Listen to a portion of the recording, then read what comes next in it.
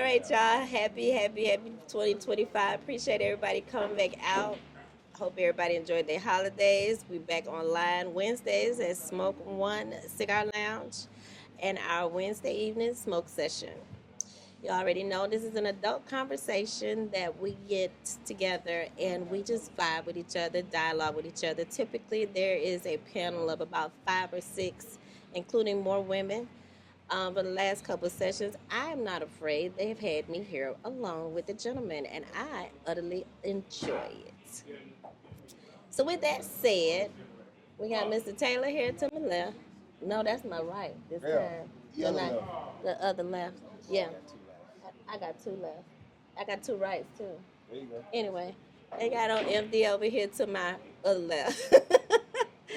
We gonna try to put this thing together and throw some information out there and dialogue and have a little bit of fun. So here we go. Question of the evening number one.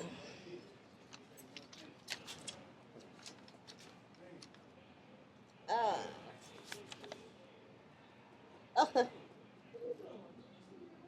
if you had $2 for every person you slept with within the last year, what could you buy? Let me calculate that. If you had $2 for every person that you slept with over the past year, or 2024, I would say, what could you buy? Shit, a pair of Jordans. Which one? Damn. Wait a minute, hold on. You been sleeping. Listen here. I want to hear this. Cause his wife been working her ass off there. Man, I was in college, so. In the last year? Oh, it's the last year. I feel like, last year. Oh, shit. Oh, man, no. Oh, my bad. I heard that all wrong. Take that back. Take it Delete back. The footage, D. Green. Delete the footage. Rewind all that. Oh, shit. I get a gallon of gas. I thought you said your lifetime. My bad. I'm sorry. I heard it all wrong. I will not be getting gas. I would be putting that in my change purse or my grandbaby's safety bag. I said a gallon of gas. I ain't even got. It'll just be $2. $2. That's not even a gallon. I don't think I got $2. Do I got $2? Well, I tell y'all what I could buy.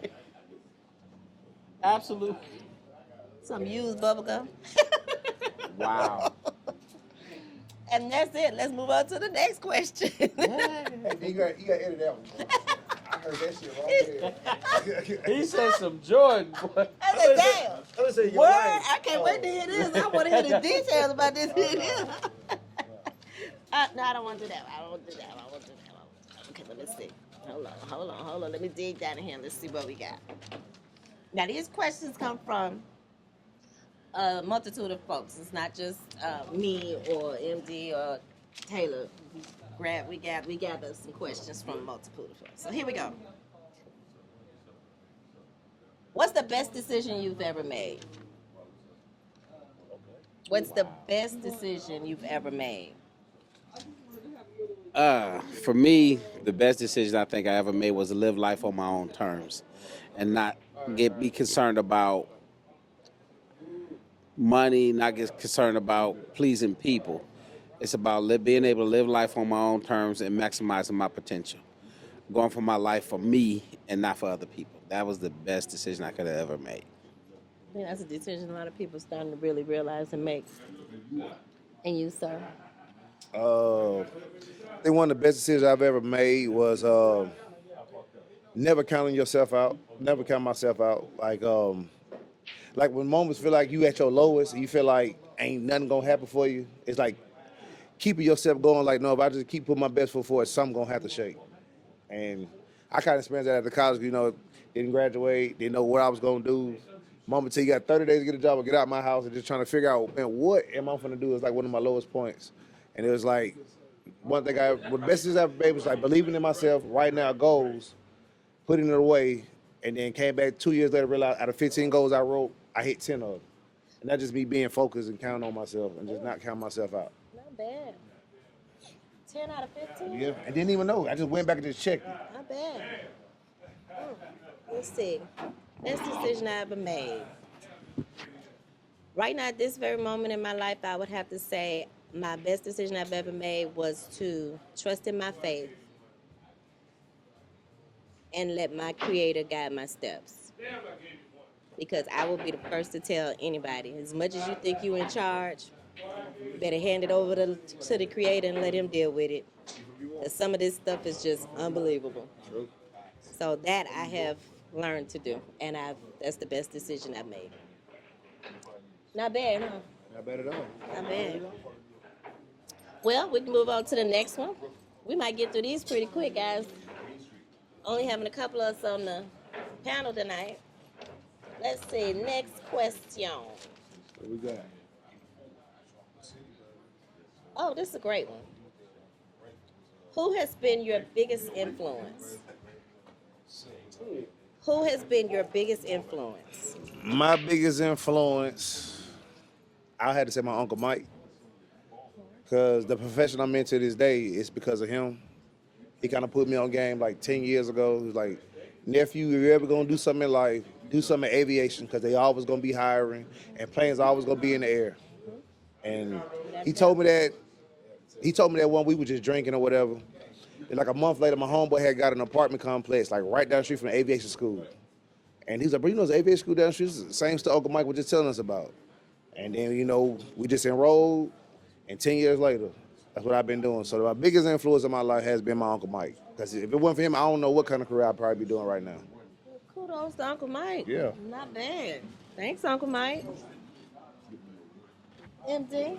Ooh, I'm trying to keep from getting teary-eyed on this one because the biggest influence on my life was my neighbor and godfather, Sam Wilson. Hold on. Trying to. He took me under his wing. I was only about 12, 13 years old, and he showed me how to be a man. Okay. He taught me how to groom myself and how to smell good, how to treat people.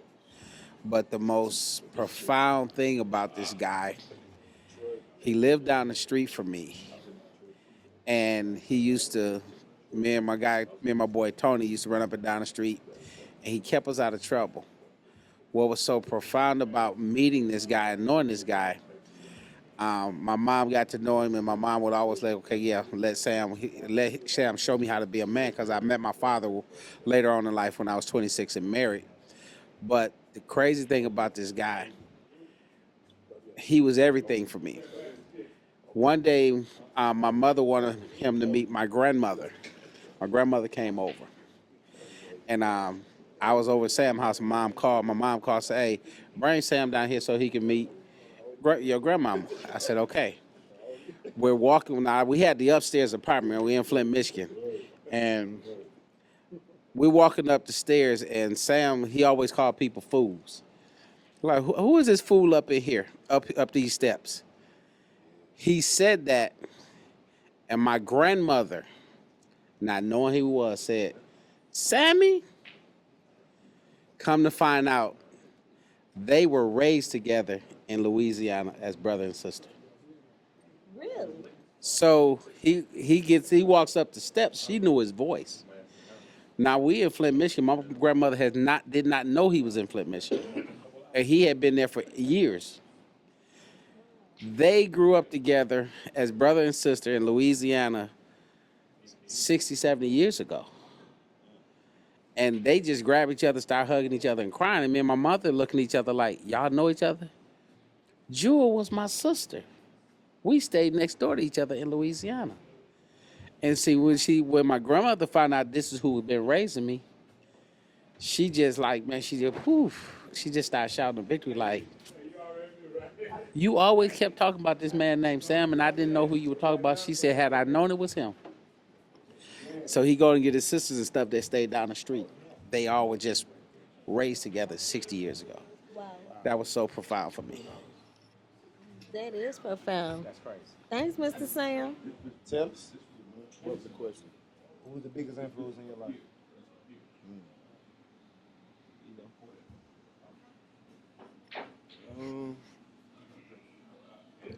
Michael Jordan.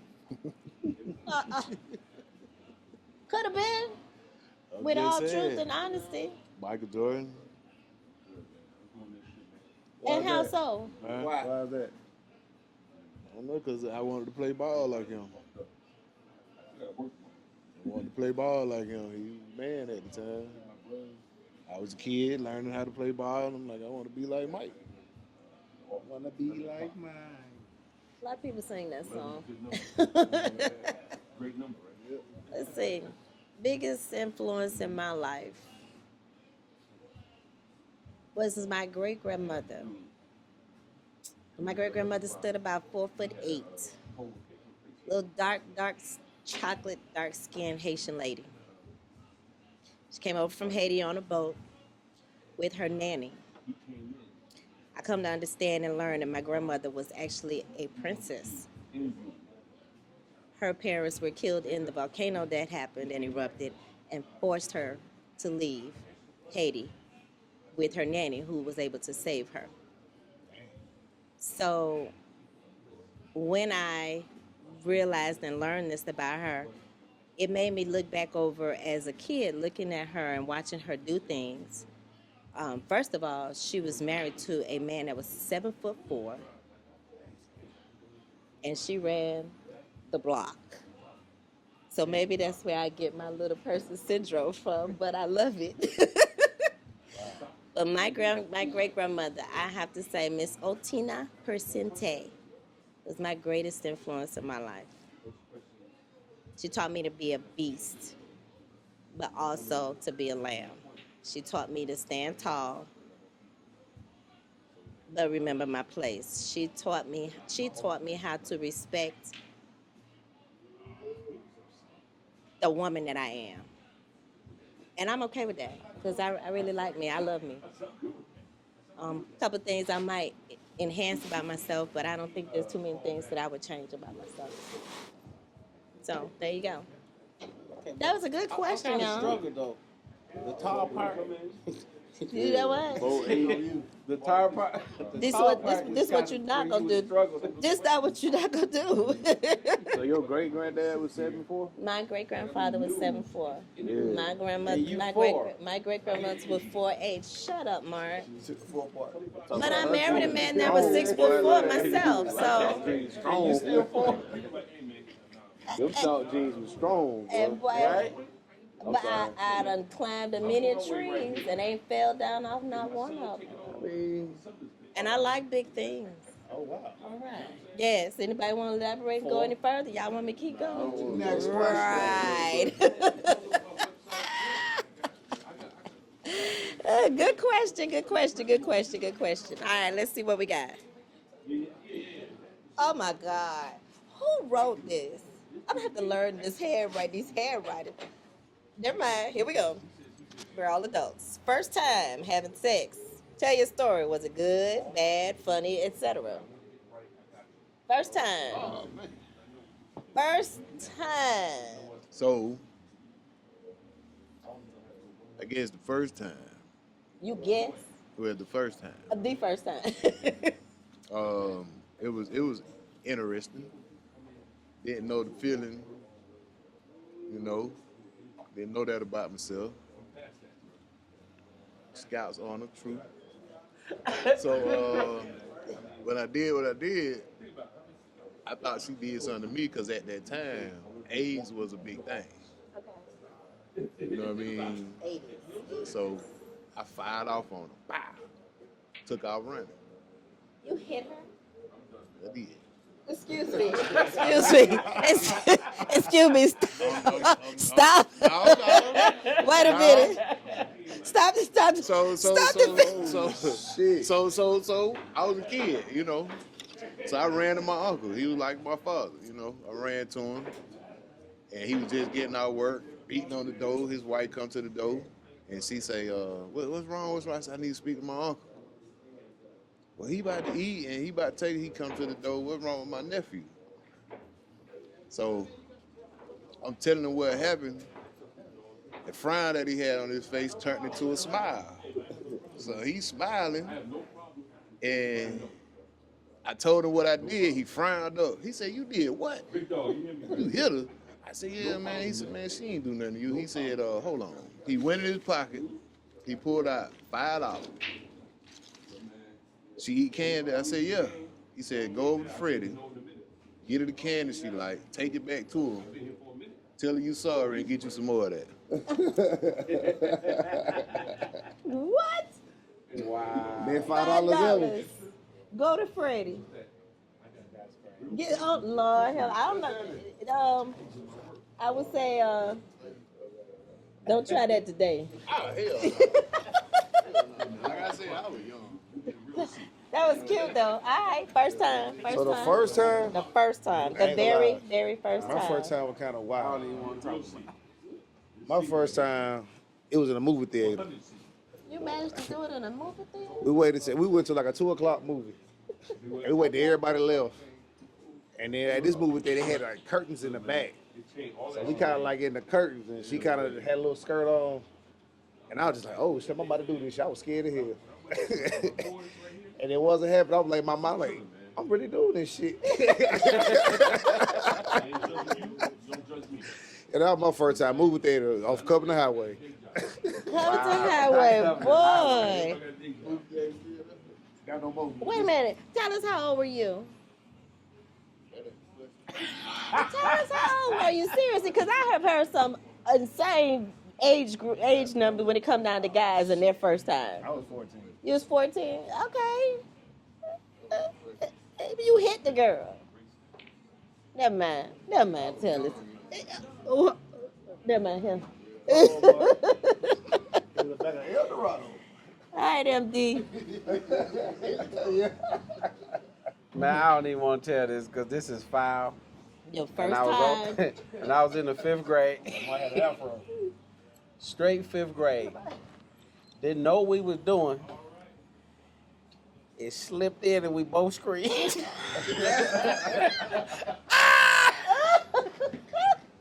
What? I was screaming like we was stuck like Chuck. That's cute. That's really cute. Ooh wee. We was screaming. Hold on. It won't get out. We had to call her sister. You called her sister? We was Mark, you called her sister? We know we were doing. That's, you know what? That means you had a non-participant threesome. Her sister came and got us loose. But she just with us, and I ran up out the house like she violated me. That's crazy. And you said 5th grade, so that was every bit of how old? I ain't saying 10? 10. Man, And sounds like you literally slipped and fell in. I slipped and fell in. Bruh. I screamed like I screamed. I don't know who screamed louder, me or her. But we were screaming. Well, listen, that was some foolishness. Cool. I hate to tell whoever did that, don't ever ask a question. Gorgeous ain't telling This that. the best one right here. Go ahead. Gorgeous ain't telling. So you knocked the glasses off. Shut up, because I wasn't even wearing glasses then. Yeah, right. Shut up. Knock that selfie off. Left the phone. I was about to knock that height off you. You know what? This is why I love him so much. Okay, my first. You're right. After that. Come here, boy. Let me show you something. No, it wasn't like that, Mark. Started speaking Haitian. Female bush. Yeah. That was total. Man, that was so Female funny, bush. man. Oh, my God. All right, so my first time was actually with a gentleman that first of all, my brothers did not allow anybody to even come up on my porch, much less come in my mother's house. So my best friend and I went to a girlfriend's 16th birthday party out at one of the little event centers. and he met us there with another friend of his. But it was understood I wasn't just anybody. So I did kind of get a little bit what I thought was royal treatment at the time. He had already got a little room. He was old enough to get a room, and I left my girlfriend at the, I, left my- I was 15. And how old is he? 20 what? No, I didn't say he was 29. 40, I said he what? was old enough to get a room. That's 40. No, that was 18. Keep going. I don't know what y'all trying to catch up on somebody. Whatever. Sure was. But anyway, I have to say it was new to me. At first I was scared. He made sure that I calmed down and that I was okay and didn't need to be scared. And then he literally walked me through what was about to happen. And it was pretty cool. Yeah. And actually to this day, we are very good friends. Yeah. So there you have it. All right. A little bit of sophistication in my first time. Yeah, with the older man. Yes, with an older gentleman. However, I've always been more attracted to gentlemen that was older than me. And in school, my brothers didn't allow anybody in school to communicate with me or deal with me. So that was a done deal. It was going to have to be somebody that, my brothers were cool with at the same time. So anyway, there you go. You have it. Since y'all asked the question, you got an answer. So we'll listen to the I don't like no question like that. That damn Taylor. No, I need my glasses, Taylor. Huh? Read that one. Shit. Have you ever wanted to? Man, who the hell wrote this? Have you ever wanted to sex someone again because you didn't show out the first time? Wait, huh? Yeah. Hey, basically, have you ever wanted to have sex with a person again because the first time it wasn't good? Oh, because you slipped and fell in the first time and you needed You to. had to go there. Okay, I'm sorry. I'm not trying to live that, All right, that all moment. right. Hold on. Answer this first. Hold on, answer this first. I mean, it's kind of. Have you ever had relations with someone and came to the conclusion you didn't do your best the first time, so you needed a second? Hell yeah. You needed to redeem yourself. I mean, I can't go much in detail. But now, wait a minute. Now, nobody else should have known but you and her. You felt like you needed to redeem yourself. But I mean, but we know when we did our thing, and we know we were like, boy, I gotta get that shit again. I was tripping. What you did wrong? What you mean? I was too excited. Cause it was that person. Cause for me, it was that person I've been wanting to hit this motherfucker for a long time, and finally got the chance. I'm too excited. Too excited. Right. I mean, I'm telling my homeboy, I'm dapping up, everything. I'm talking about I'm walking in hard as a motherfucker. Man, I'm talking about who? Oh no, not that. No. It wasn't that. It was just a quick shot. Yeah. It was a quick shot, I ain't gonna lie. I got too excited. And they was just like, what boy. did you call it? Oh no. It ain't go limp. For sure. It didn't. You're gonna have to explain that. PvP is like you go in strong, then we show up your shit go. Ooh. Nah. Yeah. Ain't do that. Thank you for that. No, he ain't do that, but shit. I was so, Demonstrate again. nigga. Yeah. But yeah, that what happened to me. I got too excited and that shit was, man. Okay. It was embarrassing. Did you get the opportunity to go and redeem yourself? Oh yes, I did. Okay. What? Don't get at him. Don't get at him. Here we go. Here we go. Yeah, you gotta answer that. Yeah, you did. Yeah. I mean, you on the pedal, sir. I done had that. Yeah, I had that. I ain't gonna lie. I ain't gonna lie. You got with somebody that. Okay, well, what was it that had you so excited that you forgot your process? I should call it. There was people in the house. It was other people in the house. Yeah. Oh, you was sneaking. Yeah, Oh, wait. Elaborate. that was it. Family party, get together, barbecue. What was it? All of the above. It done happened a few times. You know what? I said, never. Okay. Thank you, King Dingling. Chill. Well, They were like 2 or 3 times. Nigga Skeety Boy got there, he just didn't show up. I thought you were coming. Yeah, my mama wouldn't let me out of the house. Because you be so excited, especially when you're younger. And this when you're young in your teens. And like, she was fine. Boy, on the way over there, I got to the, listen, I'm going down the street. I'm 2 houses away. I'm like, oh! That's Then the the Skeety excitement. Boy got, I had to turn around with all. Never got a chance to hit her. You turned around and went home. I went home. The woman was waiting for you. She just was, well, she wasn't a woman, she was a girl. She was waiting for you. Mike, I thought you were coming by. I thought I was too. Too anxious. Too anxious. I would love to ask that question to every man that's sitting here right now, but I know the answers would go on and on and on. But that was a good question. Okay. All right. Why you? Well, what? Don't run. What? Okay, yeah, I think that was for us, because y'all ain't ski. Mm. Shut your mouth, Mark. Did you hear what he just said? I guess that was just for us, because y'all ain't ski. Have I ever had to redeem myself? No. Really? Next question. Literally, y'all ain't got to. Who wrote this? This for women.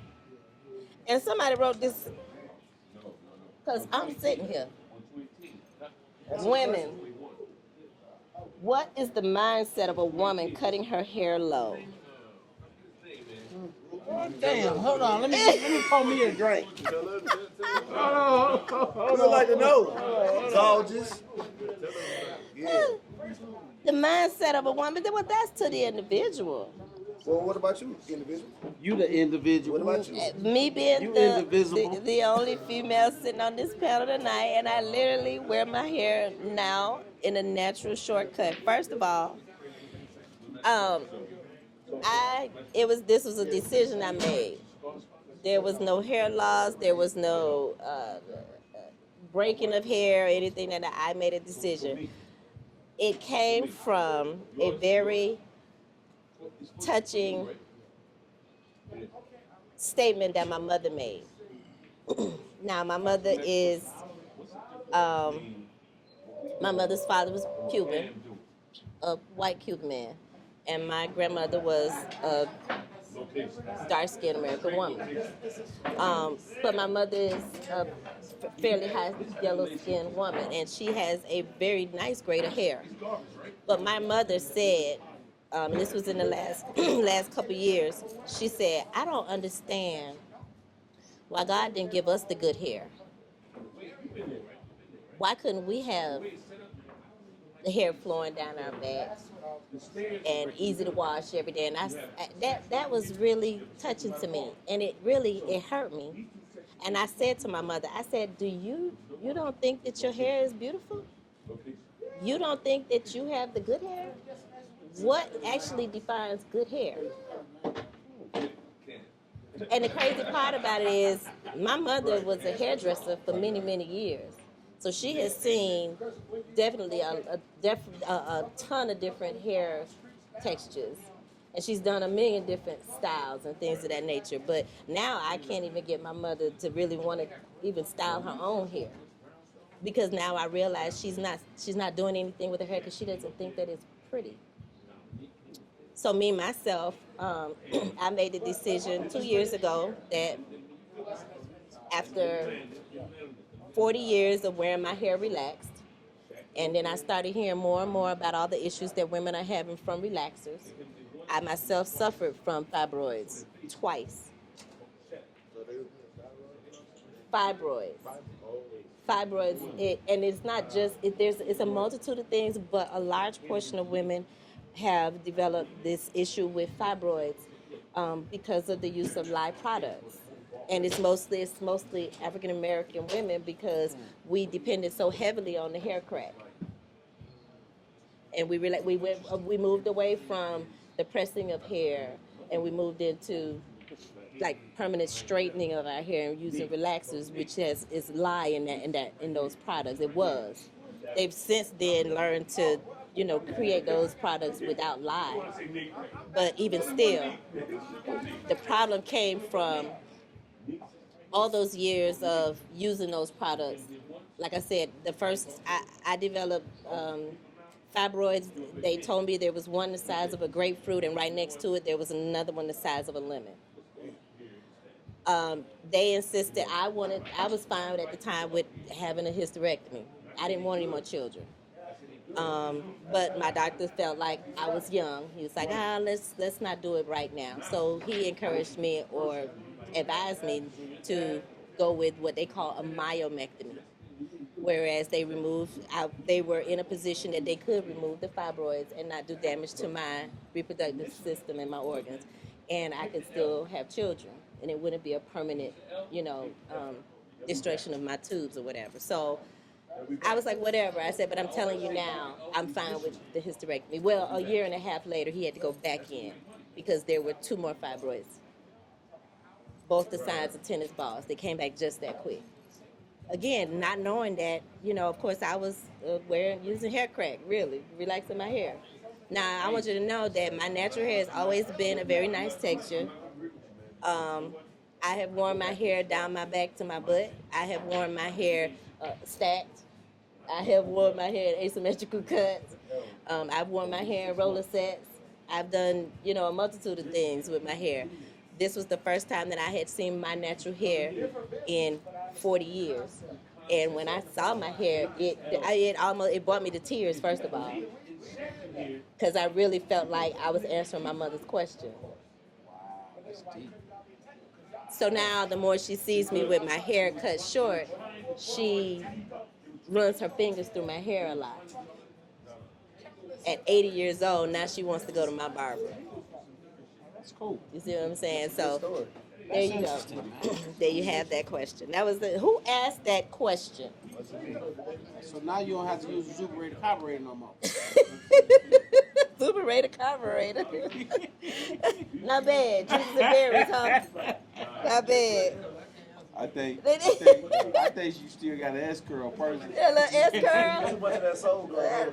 Well, no, I do put a leave-in conditioner in, and sometimes it'll get a little brittle on the ends, only because of the weather or whatever. But I have a greater hair, and I like my hair, and it's easy, and I'm very confident about it. Sometimes I come in here and I don't comb my hair at all.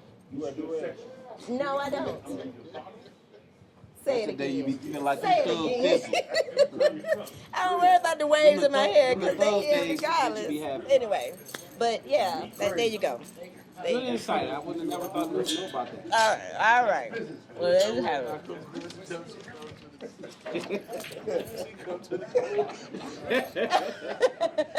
You see what I'm saying? I knew that was gonna go further, especially with you sitting over there. Got a line right there. The little knot right there. No, I never wear a do-rag. I don't. Okay. Oh, now wait. All right, bring it back. Come on now. Come on. It's so silly. And don't start imagining things either. Don't start asking me crazy questions when I come in here.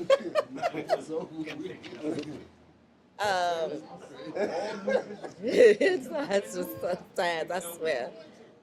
If you're looking, wait, this is a good one. If you're looking for a job, how are you navigating the current landscape? If you're looking for a job, how are you navigating the current landscape?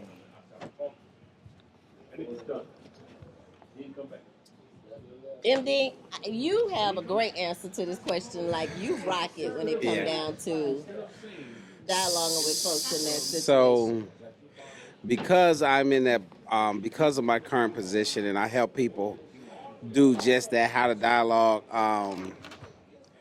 the landscape these days. One of the greatest challenges is people don't interview well. And then the jobs that they're looking for, a lot of people, the job market today, you got to know somebody or you got to be connected to a situation. For example, like I work for Goodwill. Because of our relationships with many different companies, we're able to help people give a person, say, okay, if a person come in, they'll say, okay, Mr. Mark sent me to you to apply for this job. Because of that relationship, it's helping people. A lot of employers nowadays, they don't even look at your resume. Right. They'll look at your resume and then, but if you know somebody, it's that's basically how you get in these days. Being honest with you, you can go on Indeed and apply for jobs left and right, but until you have a connection, and I think one of the travesties of what most people make the mistake is, and I'm just gonna keep it real. Most people apply for a job they're not suited for. They're going after the job for money. I will tell I will tell you this. Go for something you're good at. When you go for something you're good at, you're more liable to get that job, and you're more apt to be more proficient at it. A lot of people chasing money when they need to be chasing purpose and dream and what they really want to do. This climate nowadays, if that's not who you are, what you really want to do, they're really not going to hire you. But if you have relationship has its privileges. You have a better opportunity at that point.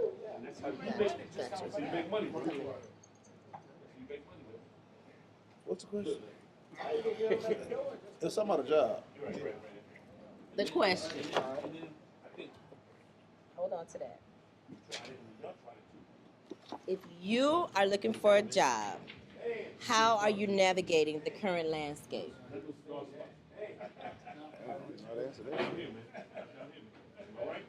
You're not sure how to answer. Hell no. Why? You so comfortable in the job you're in, and Because of my field, you gotta be licensed, so it'd be like, I mean, but let's say there's a position within your industry, within your field that you are qualified for and you want to apply for. They literally start you from the bottom, like as if you were an applicant walking in the door. You're gonna have to go through that process. Now, within you said 10 years, right? 10 years. In 10 years, the atmosphere has changed in job searching and in the interview process, and just applying and having the comfort in applying. So if you were to apply for a position right now, that's the question. oh, I mean, How would you navigate in that situation? I guess I would have to be very familiar in what I'm trying to apply for, and not just do it because, like you said, because it's money. I gotta make sure that I'm the best at what I'm trying to apply for, that I'm suitable for the job. Because a lot of people get jobs and don't know what the hell they be doing, and you really we way in over your head. So I would say I would definitely apply for something I know I'm comfortable with, that I know I can handle the position. Okay. You know what I'm saying? Okay. And definitely got to interview well. Most interview questions are gonna be the same, but you also want to come in there with confidence. Your resume got to be up to par. That's about the most I can probably say on that. Yeah.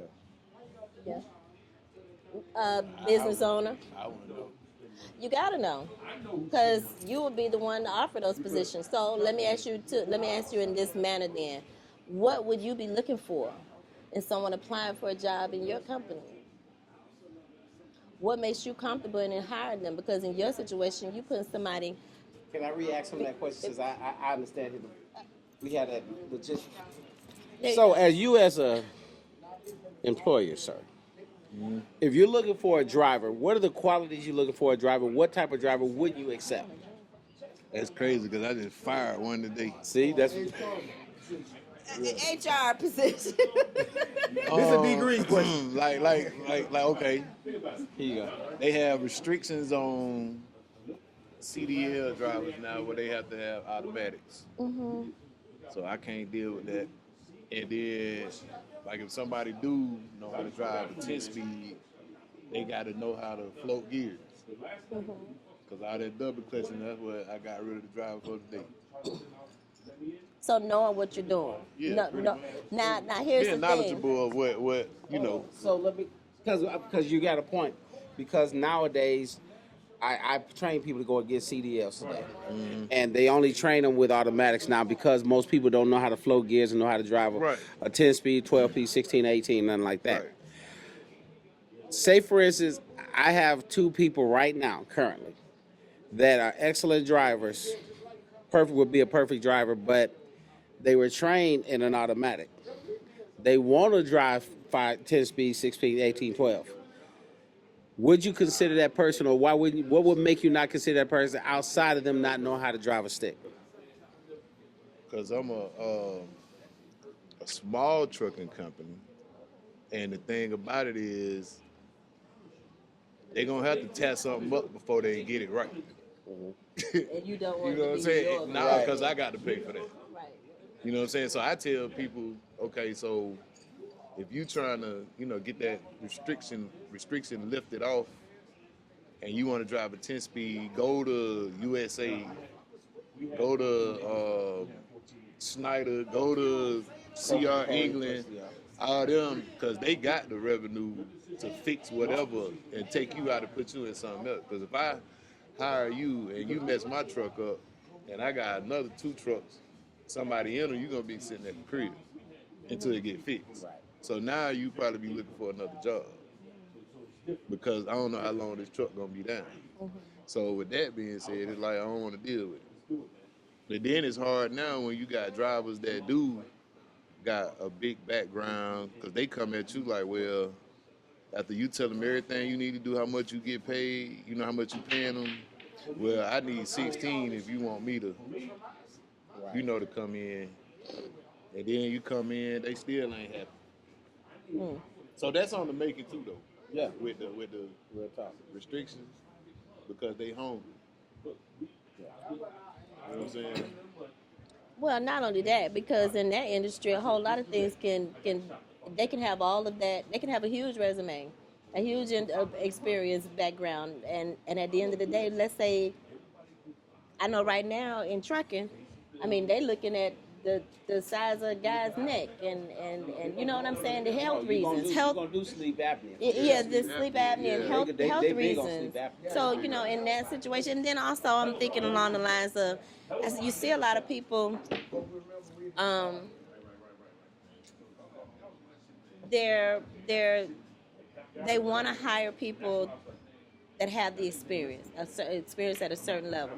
You got to remember, everybody started somewhere.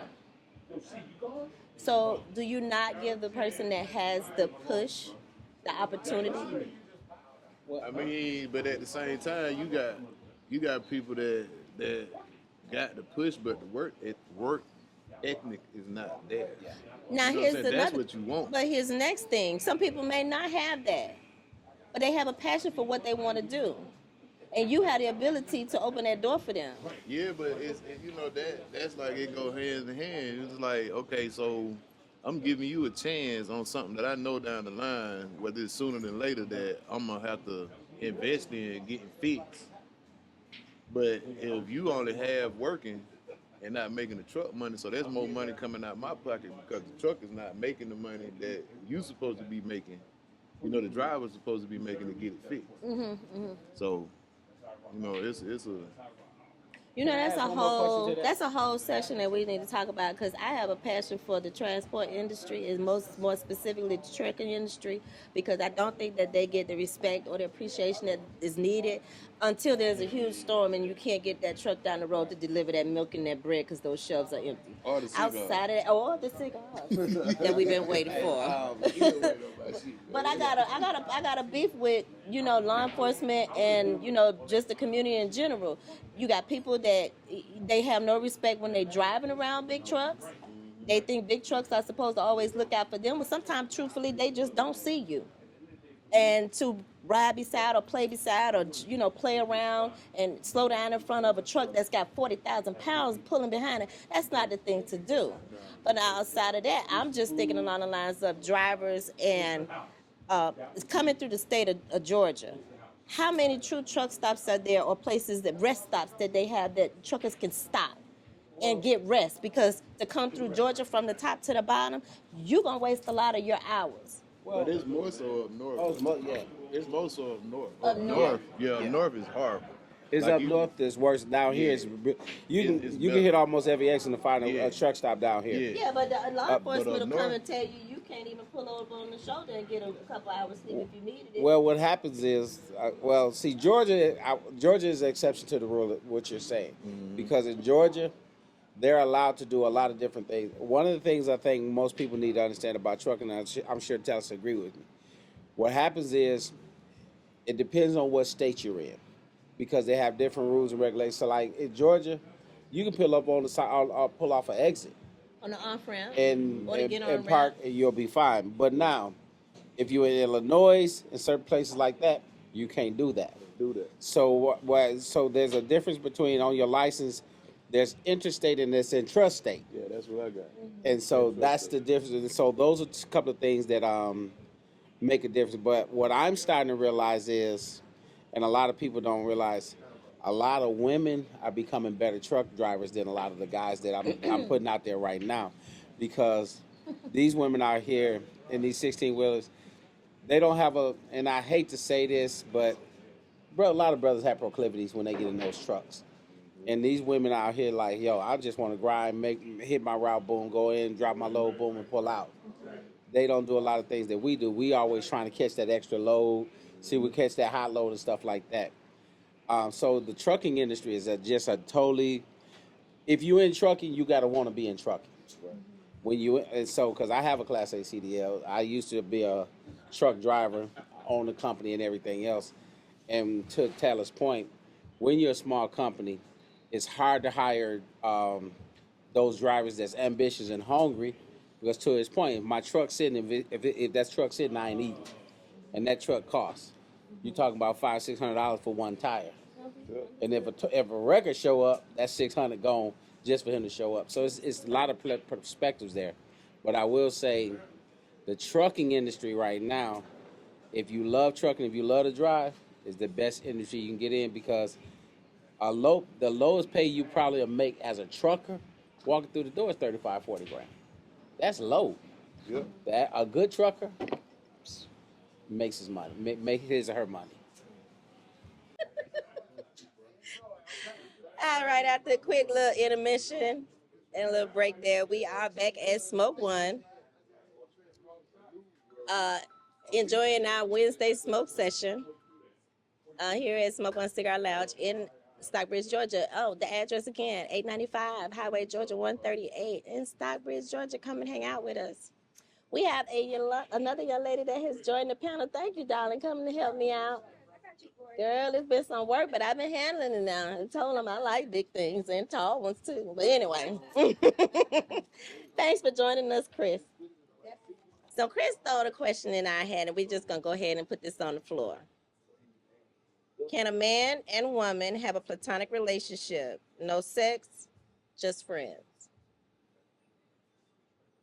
Can a man and woman have a relationship? A platonic relationship. No sex, just friends. I said, grab the mic. You handed it over. Okay, let's see what you say. What you say, Chris? Can they? Me? Yes. Oh, you want to know what? Okay. Sure. What's your opinion on this perspective? So my opinion is yes, from experience. And the reason that I say that is because honestly, it depends on where the man and woman is in life. Right? So I feel like a man needs a woman and a woman needs a man, but it depends on the caliber in which that man and that woman needs each other. So I have two best friends, and they're both males. And I have one that is straight and married, been married 15, 16 years. Me and his wife is like this. Mm-hmm. I'm his godmother, the children's godmother. And then I have a gay male best friend. That don't count. That do count. It That's a does man. count. That is a man. We're gonna have to talk about this then. This a whole nother question. Because I had a lot more questions right there. But to me, I do feel like a man and a woman can coexist in a relationship without actually having sex as long as they create boundaries. Because to me, I feel like when you find somebody who's genuine, a person that's genuine, Would you want them forever or for the moment? And so when you learn that, then you'll say, you know what? These are my boundaries. I'm not even gonna try her. I'm gonna tell her I'm attracted. I'm gonna tell him I'm attracted. If it don't go further than that, then I'm gonna keep her as somebody that I can call on. Now, the boundaries also go to, if you're in a relationship or whatever the case may be, your female friend or your male friend has to also respect and understand that. So we may be closer when I'm single and more separate when I'm in a relationship, but the boundaries and the respect is there. So that's my understanding of it. And maybe I'm tripping, but I feel like the reason I asked this question is because it is a high traffic question. I hear it all the time. Like, a man and a woman can't be friends. They have to have sex. Why though? Why? If a man is in a place where maybe he needs female advice that is non-prejudice. Because if I'm having sex with you, it's gonna be prejudice. It's gonna be based on our relationship sexually. But if I'm not having sex with you, then I can give you a straightforward answer on in a female perspective, and maybe get you back on point with your wife or your girlfriend. So I think what plays into that, let me say this, is the first is to me the biggest word, the biggest word that can come in the midst of that I've experienced and seen is insecurity. On whose part? Um, it could be either in addition to any wives, spouses, significant others. Definitely. There will somewhere along the line, if it doesn't play either between the two, from the outside, there's going to be insecurities that's going to drive that. Okay, so what I feel like is, if we create a boundary, and you have to also be mindful. Like, you can't be stupid and be like, oh, this guy really want to have sex with me, he just really want to be around me, he just saying he my friend, and then if that one night happen that we get drunk, like, you have to also have the mindset like, nah, he not trying to be in that space, right? So you have to create that space. But if, like, for instance, my straight male best friend, his wife didn't like me for years because I was the girl that she thought he was cheating with all these years, Insecurity. right? But when she finally sat down with me and she met me and we talked, and I had been around the kids all the time anyway, she finally was like, dang, I was around we grew up together. We're childhood friends. So I was around his kids, around his family, all that stuff. I was around his wife. There was moments that we were eating dinner together and there was insecurities there. But I was always nice. I was always sweet, but I'm a woman sitting at the table, so I understood too. So I was very selective. But when she finally sat down and we went to dinner together, it was just me and her, and we had a woman to woman conversation. She finally was like, dang, like, you really not? No, I'm not. Like, I'm not even on that with him. So my first word was insecurity. My second word is maturity. Okay, maturity is very important because time. And the word boundary is easy to flow off your tongue. It is very difficult to keep it together. They will be broken. They can be broken, easily broken. Because just like you mentioned, oh, that one night we was just drinking and oh, it just happened. That can cause a whole lot of problems. Do I think that a man and woman can have a platonic relationship? I myself have platonic relationships, yes. Okay. However, I do not put myself in a position to have another person feel insecure about me being in their presence. Definitely. So that's the one thing, that if that person sees you in a different light, they've seen you move around, they've seen you be flirtatious, they've seen how their spouse moves differently when you're around, that's a red flag to anyone. So those are the type of things you would really have to come into mind and think about when you say, can that truly happen? For some, it can, And those are facts. but it's few and far between. Those are facts, but I also feel like Okay, if I knew somebody before they got married, Mm-hmm. we grew up together, the family knows me, all that, and then the woman comes around, the boundary for me is to understand her as a woman. Mm-hmm. So I can pick and I can choose what's gonna make her feel okay. It don't matter about my friend because we're gonna be friends regardless, whether we talk every day or we don't.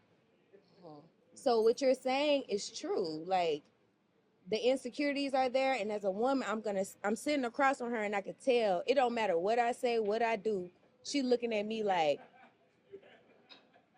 you could be the one. Yes, because you check too many boxes for this person. You literally know this person. You know this person better than this person probably knows themselves. You have direct connections to their family. You're welcome. You're embraced by them. That is a threat to that individual.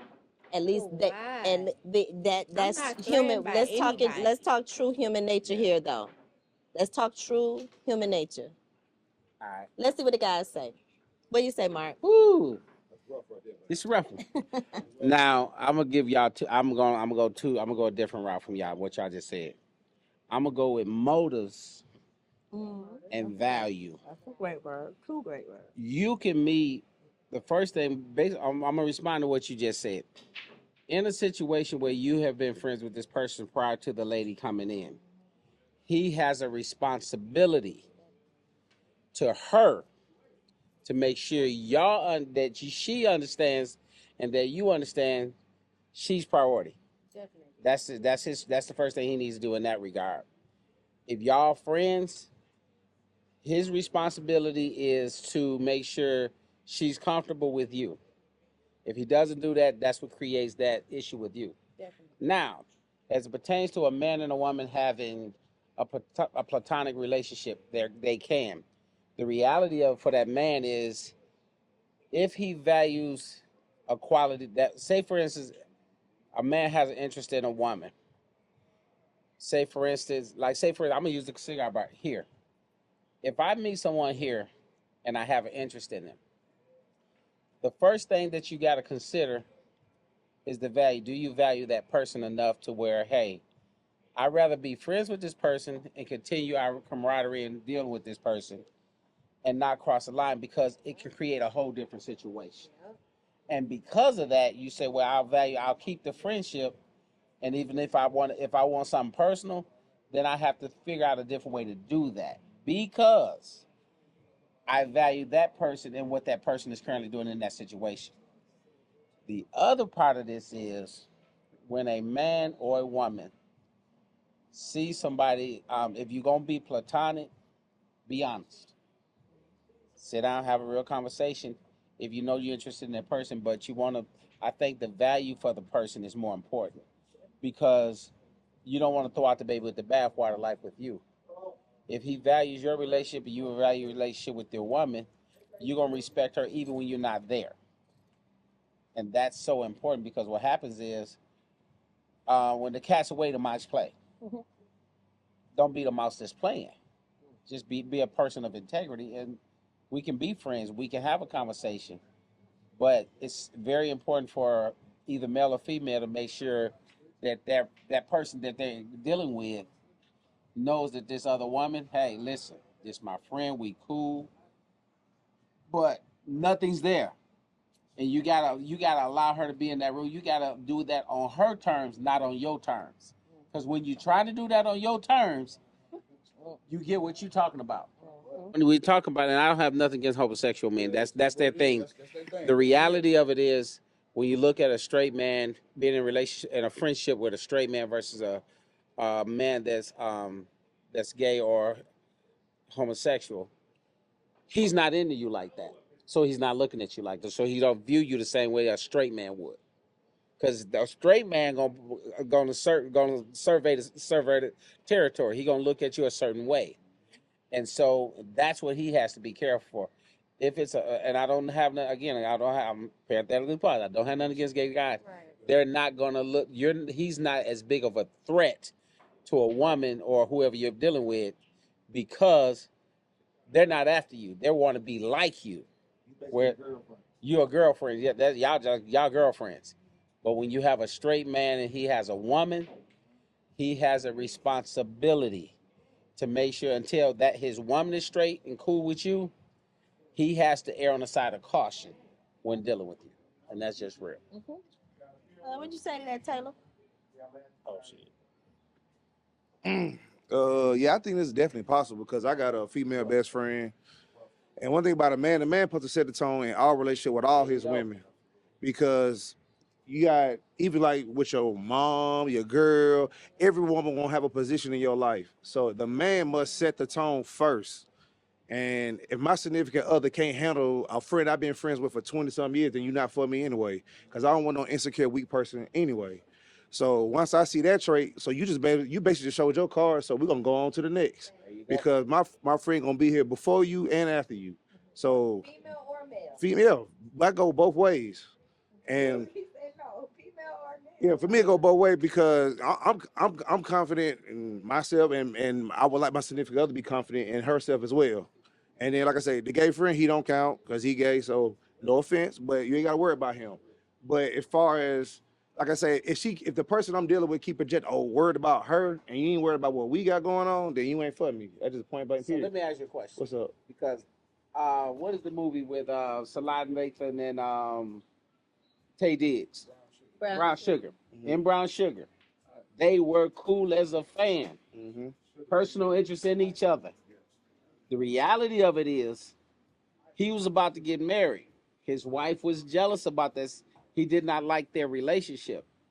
It wasn't until later, as the movie went on, they got to be friends, and she got to see who she really was. She did not feel comfortable till she got a man. But then, because he did not make her comfortable, because guess what? He did not check how he really felt about Sanaa Lathan at that point.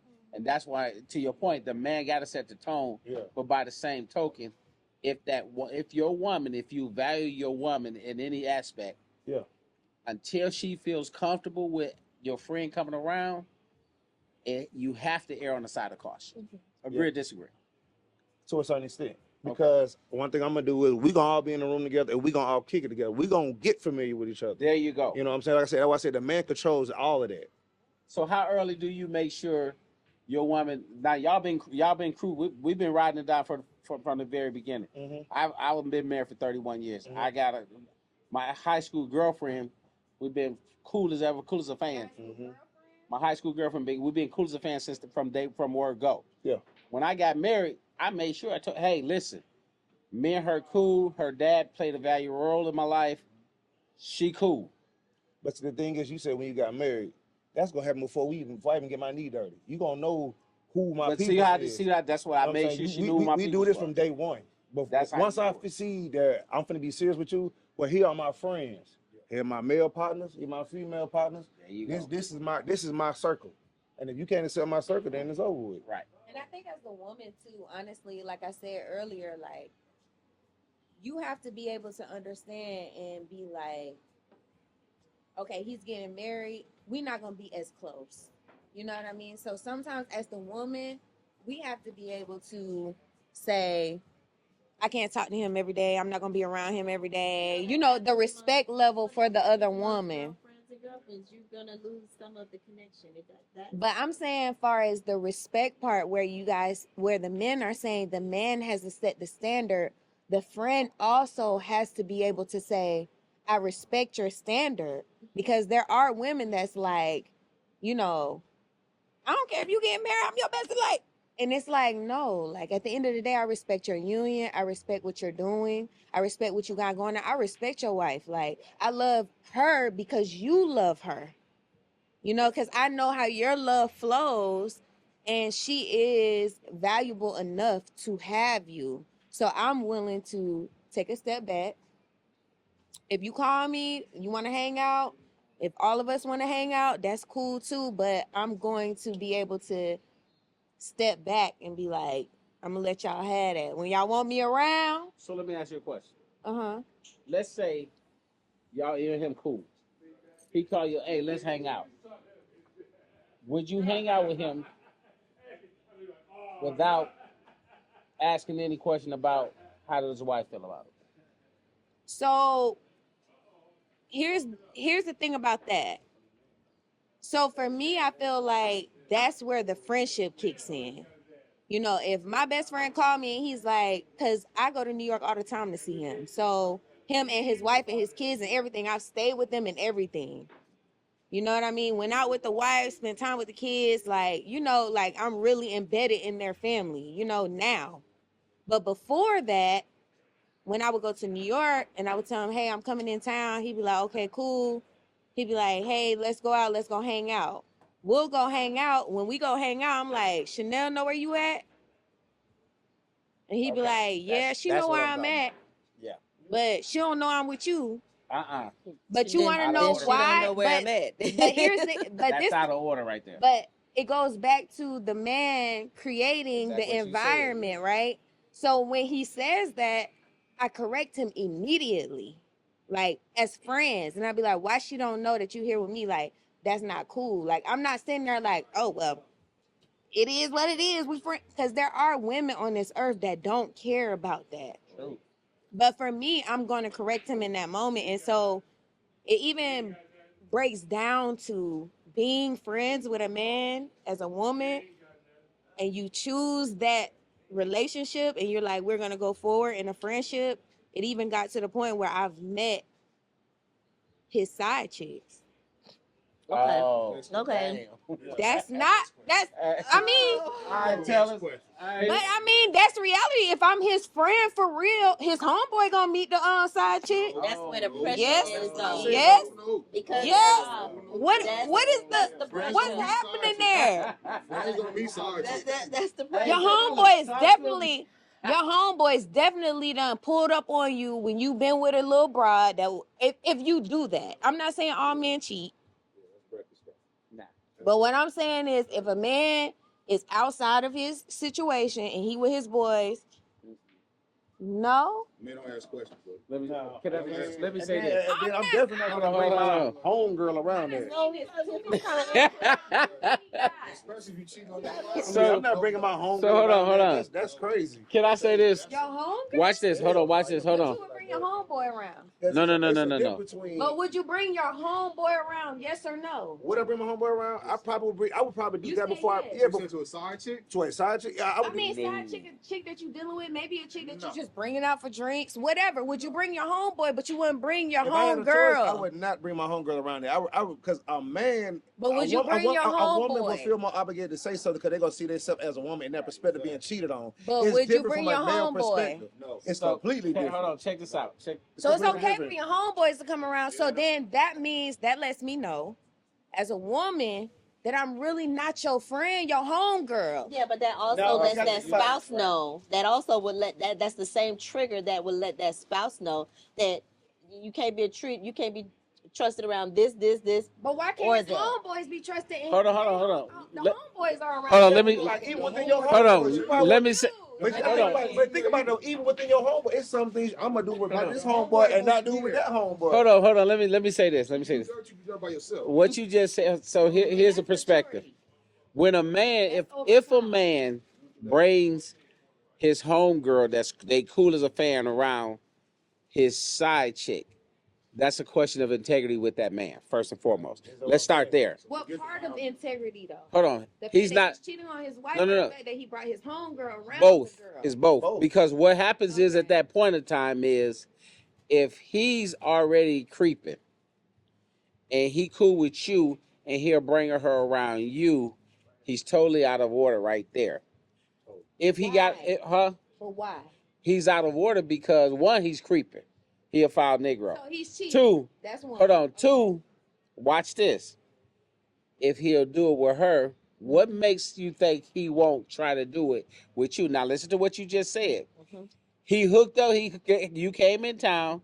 Y'all sitting up. He came hooked up with you and sat down and chopped it up with you, but didn't tell wifey. His motive right there is bad.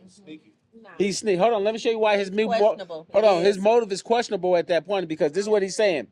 If you have to ask him, the wifey know you with me, and he says no, he has an ulterior motive.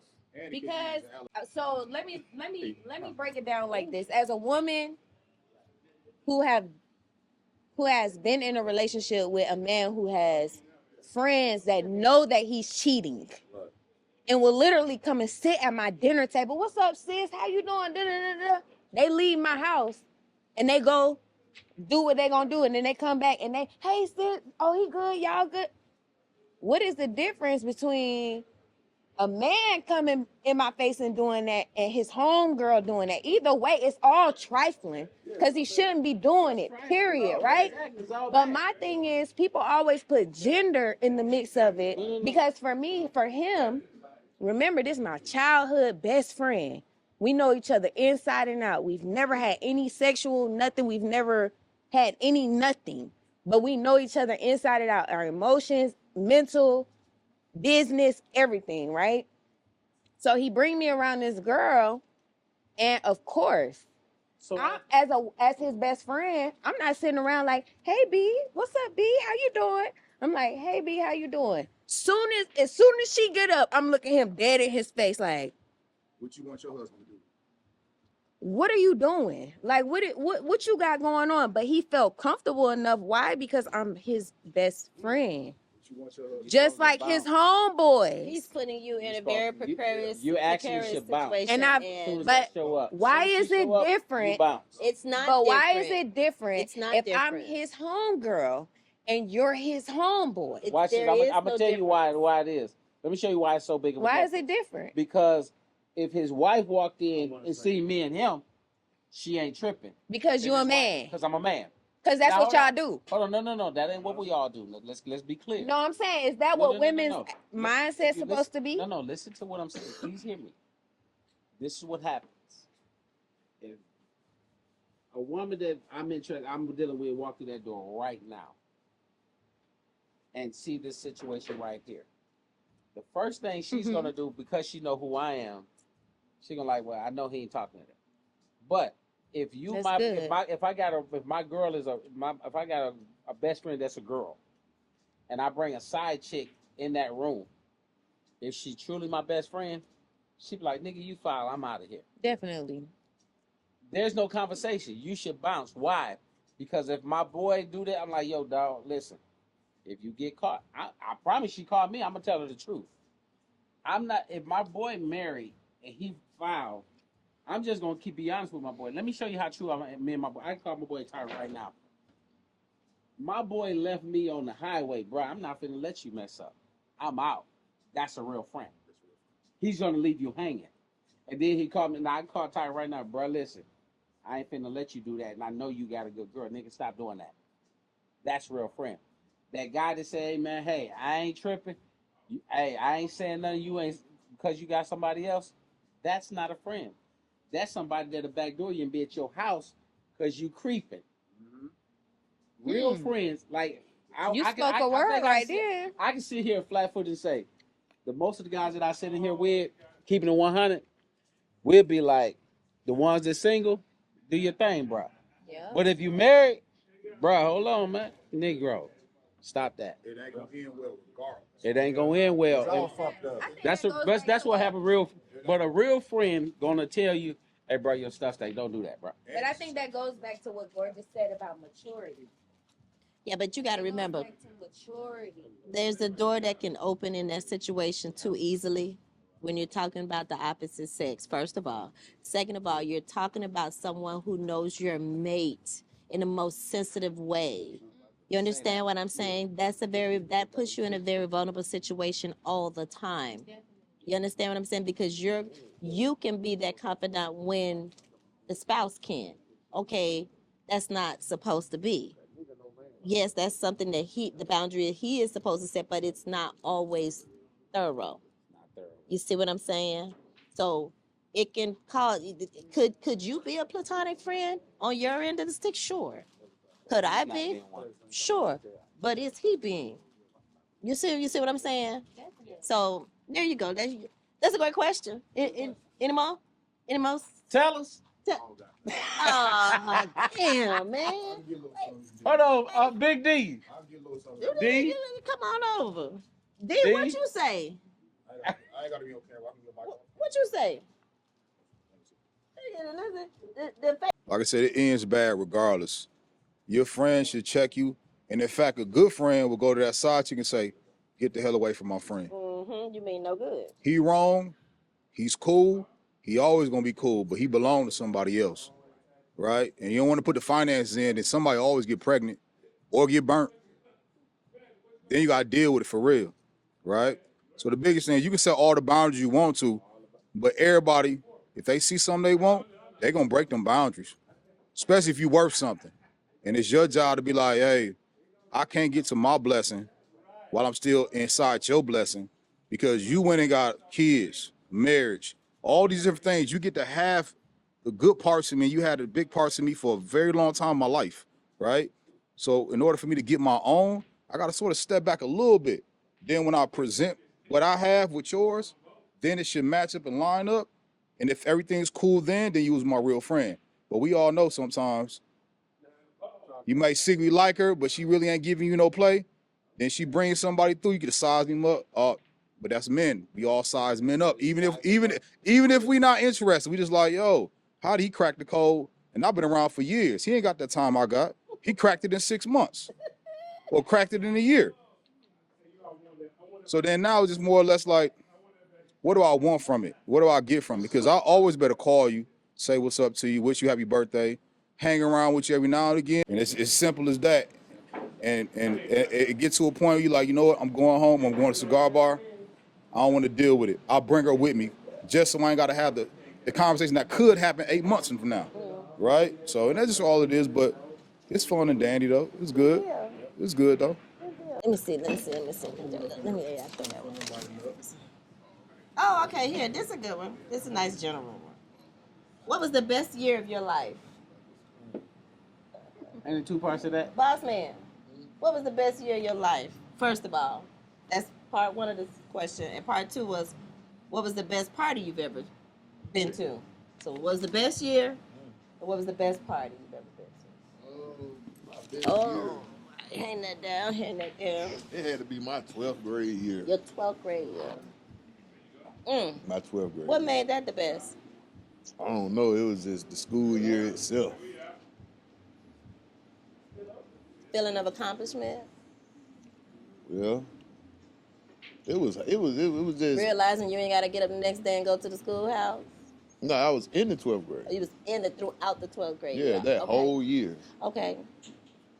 Yeah, because we did so much in 11th grade. I remember the first day they had the first day of my 12th grade year, they had an assembly just for the 12th grade. And it was letting us know all that shit y'all did last year, y'all ain't doing that this year. Because we had a ball. Okay. We had fun. Okay. Got shit done. 12th grade. And then the best party? The best party you've ever been to? 12th grade year. Oh, the whole year. Oh, my goodness. Okay. Damn, 12th grade. The whole year. Boy, you need the 12th grade to Man. come back through, huh? No. Taylor?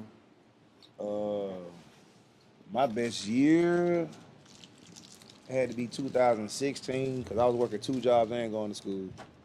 And I was feeling like this shit ain't gonna never end. And I finally made it to the other side and all my accomplishments was made. It's like I got the real feeling of like if you really work hard, shit will pay off. And I say my best party, probably like when my cousin had won the Super Bowl and I was in the after party with the Patriots. And I was like the younger person in there, and I was in that motherfucker with Kanye West and all them people. I was in that motherfucker, eyes big as hell. But that's probably the best party I've ever been part of. Okay. Best year of your life?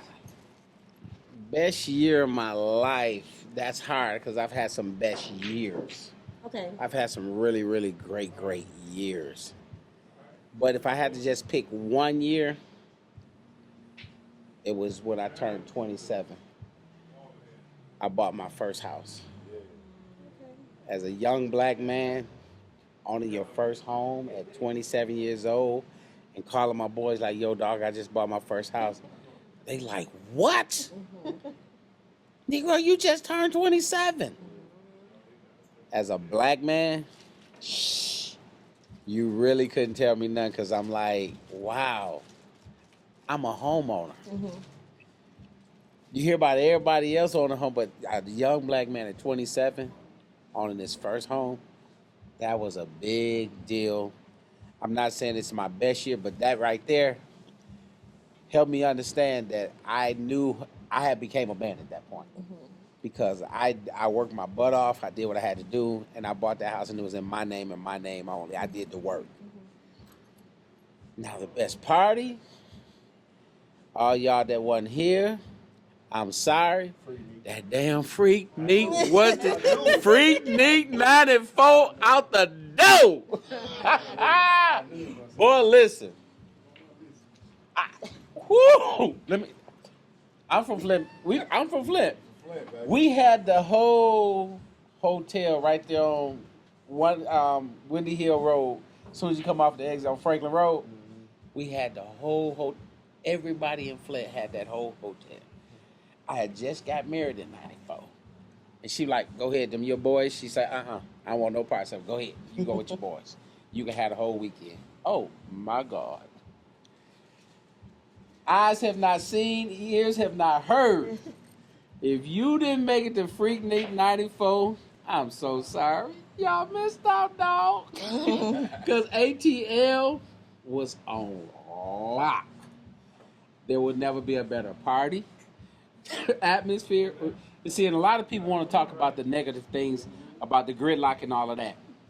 This is the first time in my life, and I don't think it'll ever happen again, where you can go to any part of the city and not go inside of nothing. Just be on the street and turn up with no issues. Yeah, that doesn't I happen mean, anymore. Freak Nate 94, I'm sorry if you were not here. If you were here, you know what I'm talking about. Party like nobody's in that whole weekend. I'm sorry. Anybody would tell you, I don't care what Daytona be, any party, I don't think nothing will ever top Freak Neat 94. I'm not gonna lie. You tell me something that was 95 and all the rest of them was cool. 1994 in ATL? Was your year? Whoo! That was the party. I'm sorry. Well, I was 4 years old. Have you ever So I didn't make it that year. I didn't make it that year. you But still hear about that? Am I right or wrong? definitely. You know, we all tuned in. The millennials tuned in to watch what Freak Neat was about. Like the documentary that came out. So my best year, I would say, would be the first year COVID hit. And I know that sounds crazy. But for a lot of people, it is true. That would like heard that that. year that all of the jobs was like, Yes, I've heard that. and we gonna pay you double, because people was making more money with unemployment than they was making at their jobs. Like every day of the week, a friend was assigned like a party. Like Mondays was this person and it was that theme. Tuesdays I had Taco Tuesday, so it was like 4 of us. All my friends would come over every single Tuesday. It was Taco Tuesday. Literally that whole year. Maybe once or twice we would miss a Tuesday, but another friend was for that Wednesday and then that Thursday. Like I feel like that was probably in my lifetime the time that we put our phone down the most. Like we spent so much time with each other during COVID. It was like we wasn't out. Well, we kind of went outside a little. You know, the flights was only like $15, $20 to go wherever we wanted to go. But like that first, maybe second year of COVID, that was probably like my very best year. Not just monetary, like financially, but just loving on the people that was around me, like my parents, my daughter. Like we didn't have a choice but to be around each other. Some people kind of went crazy, but it allowed me to really see. Yeah, they did. People went crazy. And then after COVID, I feel like we still haven't recovered from the COVID symptoms. Like people are still like crazy. That's why you can't find good workers, because people, like I was making $900, $1,000 a week on unemployment. I deserve more, you know, during COVID. That's what happened. You know, so now my favorite, So the best party I ever had, I am an alumni of SSU Savannah State. And the very best party I ever went to was a Delta party. Shout out to the Deltas because they just had a Founders Day a couple days ago. They had a big I think it's called the Blackout. Yeah, the blackout. It's the Blackout. When I tell you and it was dark and it was just fun, and that's when people dance. Like with my generation, like they don't dance no more. Everybody just stand around, like nobody want to catch a job. Yeah, like yes, everybody's kind of into themselves. Like I feel like that particular party, everybody was dancing. We had a good time. It wasn't about, when you. So I'm gonna say this, and I'm gonna say this as humble as I can. But when you're dealing with chapters or you're dealing with sororities and fraternities, like there's a certain standard with them when you're around them. So it wasn't like a regular party. People was probably doing drugs, but it wasn't like a regular party you go to, people drunk and having drugs. Like people was really enjoying themselves and being around each other. So that was like my favorite party was the Delta Blackout. My homegirl was actually pledging. I feel so sorry for her because that night she had got so drunk. She fell on the floor when she was dancing, and the Deltas literally surrounded us. And I was like, get up. Get up. The Delta's right there. And she ended up not making the line that year, but she made it the next year. So, that was a really good time. You partied your butt off. No, we definitely partied at Savannah State. Like, if you know anything about Savannah State or Georgia Southern, like those two schools, we sister schools, brother schools, whatever you want to call it. But we had a really good time. That was probably my favorite party. Definitely. Oh, cool there. What'd you say, LA? I Favorite year? For me, I'll definitely have to say the early 2000s, just like you said, senior year. Oh, the first time I got down south. As a matter of fact, I'll go first party. I'll say party. It's this place called the Fresh Appeal. It was a soul food place, but then at night, it turned into like a little club or whatever, right? I was in the 89 Skylark with the window that didn't roll up,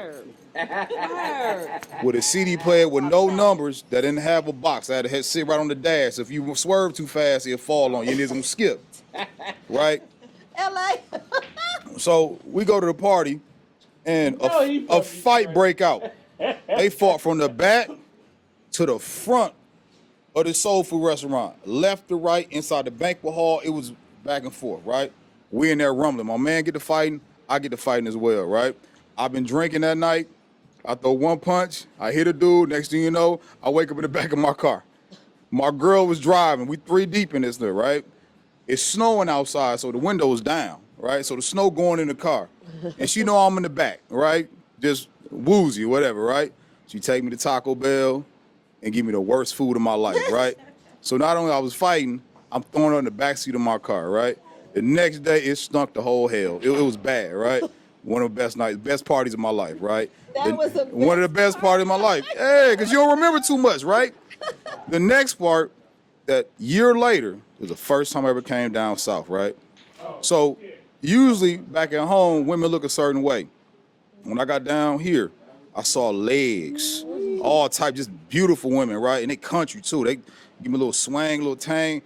And my man that I meet on campus, right? He put in the CD, Trap or Die. I never heard of no Southern music. I'm Jay-Z, AZ all day, right? And I was like, man, who is this?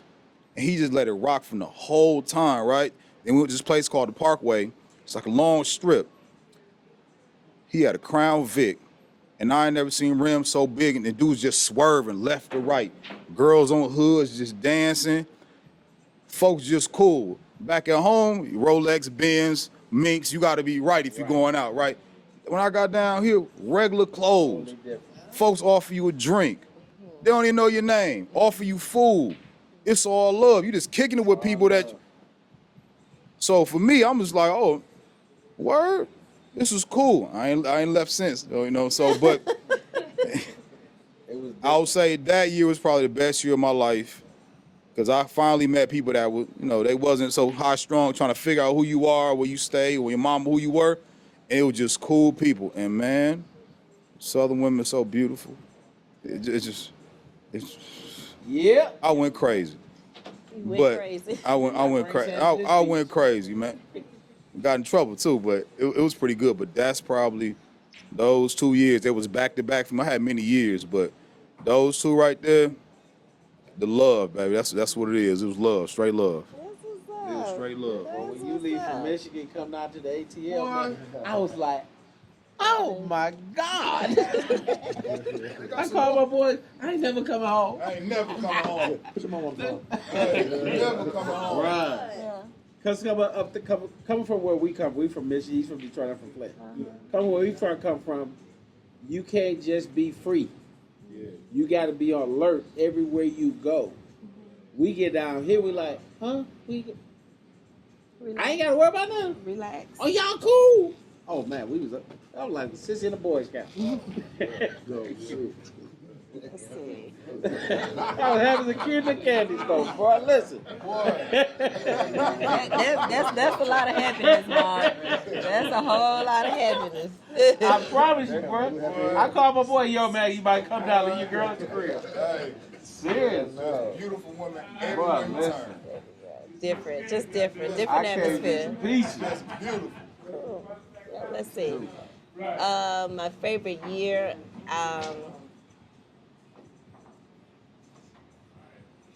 As crazy as it sounds, You bet me.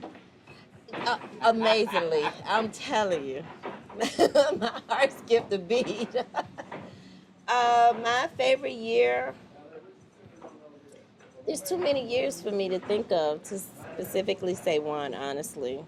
Um, but I'll say '07, the year I met my husband. That was the first year, I'll be honest with you, that I actually felt valued as a woman in a man's life. And he made it that way for me. So '07 is when I met him. And then I'll say my favorite party, again, I have to give him his props, even in his grave.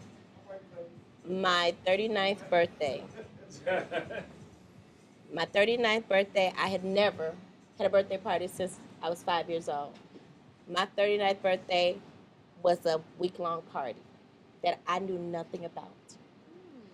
To the point that there was a slideshow that was made of me, my entire life, from my mother carrying me to my first pair of shoes to my first prom, which I was only 5. It was cute because I wore pink and maroon, and my little dude had on his maroon tux with the ruffles, and but there were pictures that were collected.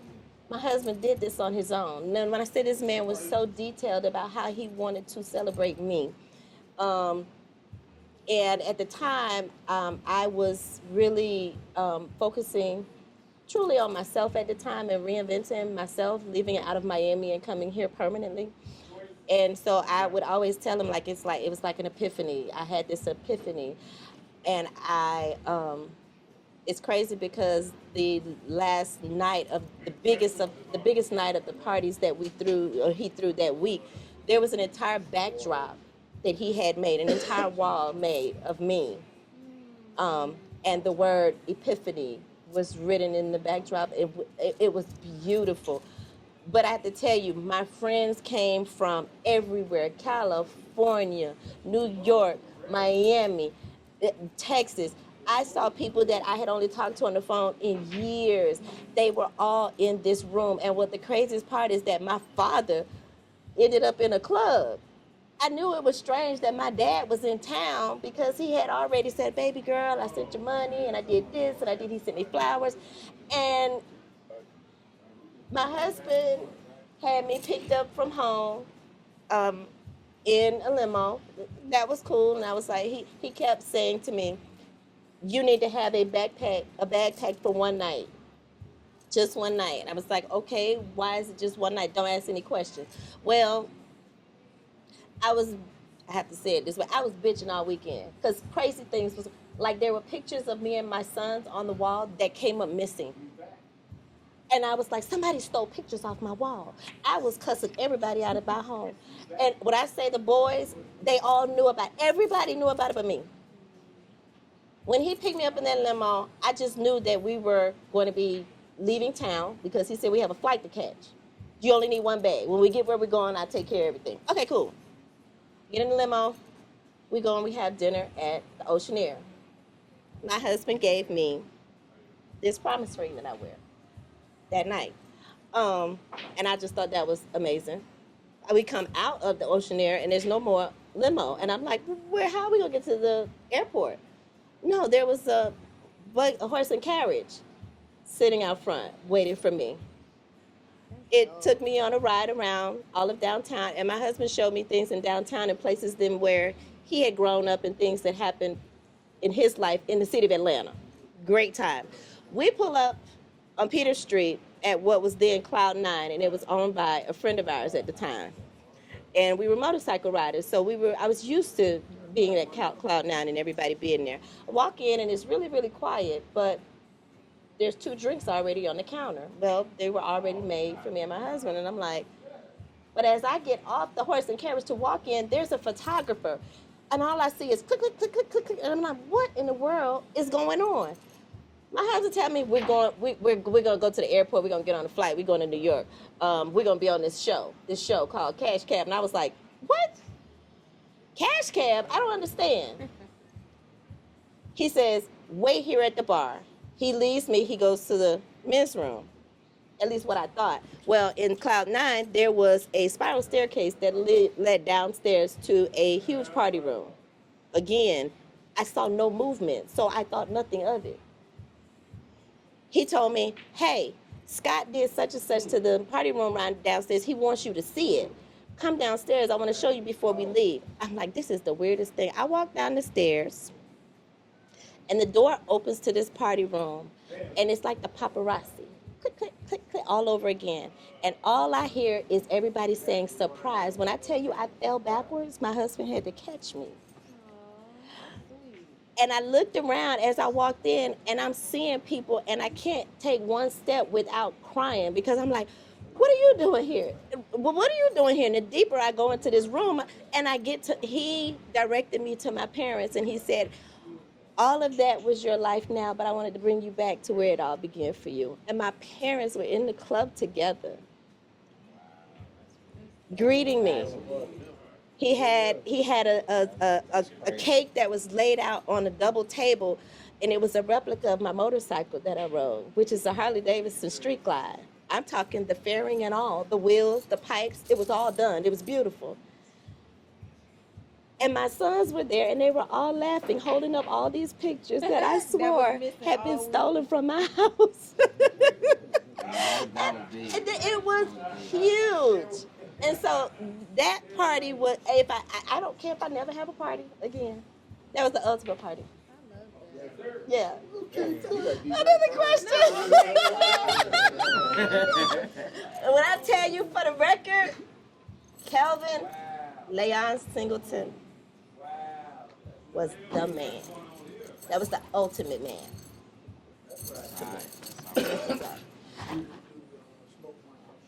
So, with that being said, we had a great time. Y'all know I always bring it to the map. Close it out. Let's close out this session. We have another session that's going to come up. Is it Wednesday after next? Am I right? Every other Wednesday, 7:30, 8 o'clock. If you plan on being here, come on by and hang out with us. It's always a great time. Understand and know that we do record these sessions. And so if you have no intentions of being revealed as to where you are and who you're around, then just submit your questions and we'll talk about them on the panel. But that's what we do here at Smoke One. Smoke One Cigar Lounge in Stockbridge, 895 Highway 138. That's the owner right there. He always sits so cool, calm, and collective. But he brings the situation, he brings the atmosphere that everybody loves, and I think we love him back. Y'all love him back? Tell us you did. Tell us you did. Tell us you did. I think you did. All right. Nah, tell us the truth. Thanks for hanging out with us at the Smoke Session, y'all. We did it again. I think this was going to be a great, but that's a wrap. Smoke One. Cut and print. Beautiful, guys. Good job. Good job. Good job, guys.